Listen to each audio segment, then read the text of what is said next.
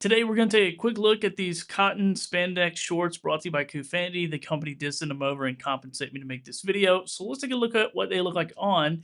So here I am wearing them with a button-down shirt. Obviously, you can wear these with a t-shirt. And they're very lightweight, 90% cotton, 3% spandex. So they get a little bit of a stretch to them.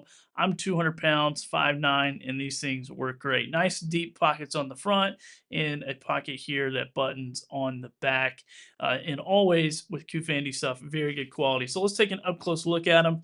So once again, it does have the elastic here, a little bit of stretch on the waistband. Also got the drawstring, those nice deep pockets.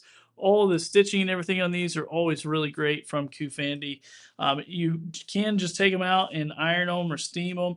I steamed them a little bit before making this video. I've probably taken iron to them, but you don't want to get too high heat. You just want to make, just like medium heat or so.